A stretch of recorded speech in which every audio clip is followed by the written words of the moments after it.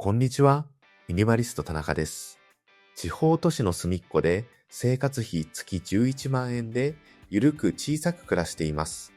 このラジオはミニマリズムで社会のスピードから降りて自分を取り戻すことを大きなテーマに Kindle 出版で30冊以上の著書を持つミニマリストの僕が無理しない生き方やミニマルに暮らす方法などについてお話ししています。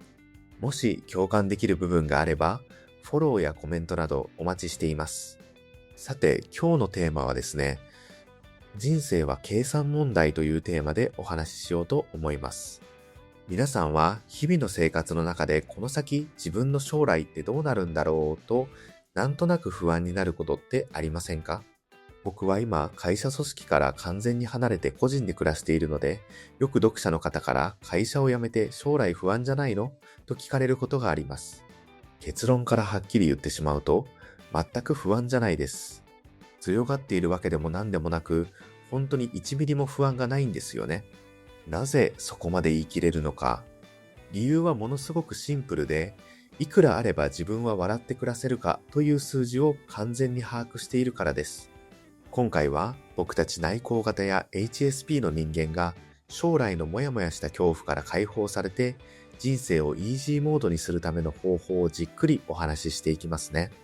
まず最初のポイントとして不安の正体は見えないことにあるというお話です。将来が不安だ、お金のことが心配だという人の多くは実は頭の中で漠然とした恐怖を抱えています。でも、その不安の正体をどんどん深掘りして紐解いていくと、大抵は一つの結論に行き着くんですよね。それは、自分が生きていくために最低限月にいくら必要なのかを分かっていないことです。僕たち人間ってとにかく正体の見えないものが本能的に一番怖いんですよ。もしかしたらいつの間にか貯金が全部なくなっちゃうかも。このままだといつか生活できなくなって路頭に迷うかも。そんな風にまるで先の見えないお化け屋敷を恐る恐る歩くような感覚で生きているから、どれだけ稼いでもどれだけ貯金しても不安が消えないわけです。そこで重要になってくるのが、僕にとっての月11万円という魔法の数字です。最初にお話しした通り、僕の現在の生活費は月11万円です。地方都市の隅っこにある 1DK の部屋にパートナーと住んでいて、家賃はきれいに折半して1人当たり月 3.8 万円。日々の食費も外食を減らして自炊をメインにしているので、月に2万円ほどにしっかりと収まっています。この月11万円さえあれば、パートナーと一緒に楽しく笑って生きていけるんだという具体的な数字がバシッと確定した瞬間、僕の中で大きな革命が起きました。それまで頭を悩ませていた将来への漠然とした恐怖が、霧が晴れるように一瞬で消え去ったんですよね。そして人生のすべてがただの計算問題に変わったんです。そう、人生って本当はただの計算問題なんですよね。月11万円で豊かに生きられるなら、1年間で僕が稼がなきゃいけないお金は、掛け算をしてたったの132万円です。これって今の時代、例えば週に4回ほど Uber Eats の配達をするだけで、手取りで月15万円くらいにはなるので、それだけで十分にお釣りが来る計算なんですよね。だから、もし今やっているノートや、他の発信活動の収益が急にゼロになったらどうしようという不安に襲われそうになっても、この計算式に当てはめれば一瞬で解決します。まあ、最悪の最悪でも、配達すれば最低限の生活費は確実に確保できるしな、と自分で自分の不安を一瞬で論破できちゃうんです。自分の人生における最悪のシナリオが、実は月にたった11万円稼げばいいだけだとはっきり分かっていると、何かに新しく挑戦する時の心理的ハードルがバグレベルに下がります。失敗したって別に死ぬわけじゃないし、月11万円ならどうとでもなると思えるからですね。でも、こう言うと、いやいや、田中さん、その日暮らし的に生きていくならそれでいいかもしれないけど、老後はどうするのっていう現実的な話も当然あると思います。もちろん、月11万円で生きていけるというのは、あくまでもこれだけあれば大丈夫という最低限のベースラインのお話です。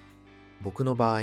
自分の調子がいい時やエネルギーがある時は、労働時間を少し増やして多めに稼ぐので、毎月手元にちゃんとお金は残ってきます。じゃあ、その浮いたお金を NISA を使ってオルカンなどのインデックス投資へコツコツ積み立てに回していったらどうなるでしょうか。僕は今32歳になりました。例えば、ここから毎月3万円の積み立てを60歳になるまでの28年間ずーっと続けたとしましょう。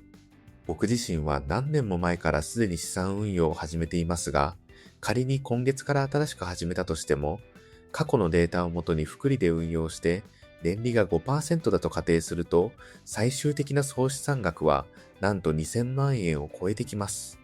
世間でよく言われる老後2000万円問題で、本当に老後に2000万円が不足すると仮定しても、日々の生活を楽しみながら、長期的にはそれ以上の資産を十分に形成できるわけですね。こうやって数字を出して計算してみると、老後の不安すらもただの簡単な算数だということがわかります。というわけで、今回は人生は計算問題というテーマでお話ししました。